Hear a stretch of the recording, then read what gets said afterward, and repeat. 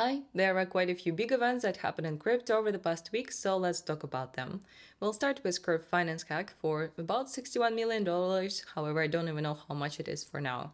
Anyways, Curve Finance is a DeFi automated market maker. It has several liquidity pools that are financed by the Curve DAO, so by random people in the industry. Or some institutions as well. And it finances quite a few big projects all over the DeFi sphere, and it was hacked on July the 30th. And the vulnerability was in the Viper compiler. Viper is a programming language to develop EVM type applications. So if you're using Viper, you should check out which versions and what actions you should do. Two pools were affected the most, that is Alchemix with $13.6 million outflow, and JPEG Marketplace with 11.4 million outflow. That's quite a bit, however, that's not all. Michael Yegorov, the CEO of Curve Finance, also said that the swap pool was drained for $22 million or so, or 32 million CRV tokens. Afterwards, a few days afterwards, JPEG Marketplace announced a whitehat bounty. Whitehat bounty means that the hacker can leave some percentage of the stolen funds, and the person or the applications that was hacked will not kind of do any action or pursue any action, any lawsuits or so on, if they return the remaining 90% of the funds or so. They pick the percentage themselves. So the hacker indeed agreed for this. However, they said that it was not because they were scared that they would find them. It was because they were so much smarter than all of us. Basically, this is the message that they left. They returned 90% of the stolen funds to JPEG, and they returned all the stolen funds to Alchemix. And they left with a 610 ETH. That was the whitehat bounty from JPEG. However, they did not return any funds to Curve itself. And Curve also announced that it would give a deadline for the hacker to return them. And if the hacker did not return the funds, they would pursue some further action for it. And indeed, the deadline has passed and the Curve Finance hacker did not return the funds. And now there is a bounty for 10% of the remaining stolen funds to find that hacker. The last time I checked, the bounty was $1.85 million. And if you'd like to get that money and help Curve Finance CEO to not get liquidated, because he also took a loan with CRV tokens as a collateral, then you can go ahead and find the tweet that they announced it in. I'll leave all the links in the description. Funnily enough, on the same day that the exploit happened, on July the 30th, it was Ethereum's birthday. Ethereum now is 8 years old, which is hooray, good for Ethereum. It is now the second largest cryptocurrency by total value locked with $225 billion.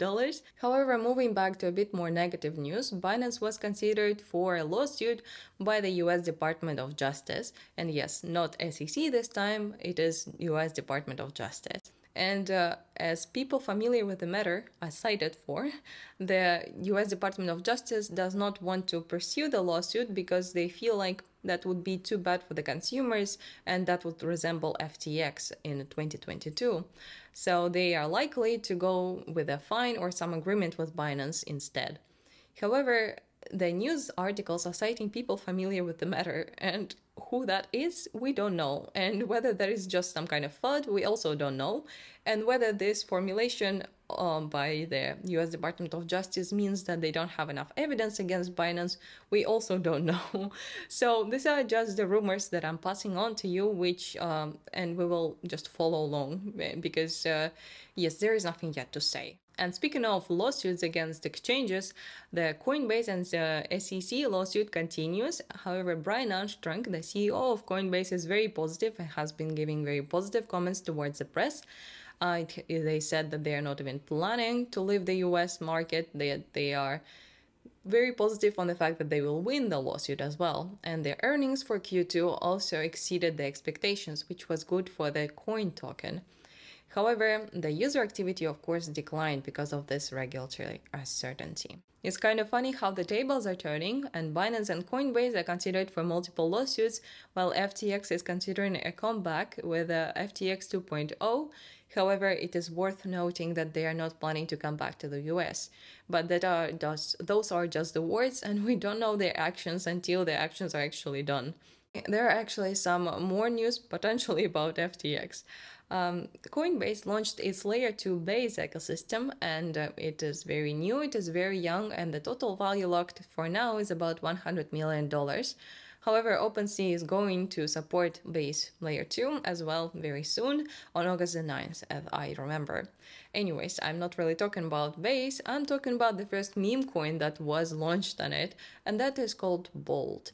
Bolt token is a meme coin, that classic one, that skyrocketed in the first 24 hours for 289,000%, which is incredible. However, the caveat was that you couldn't really withdraw it for a while because there was no liquidity, no reputable DEX.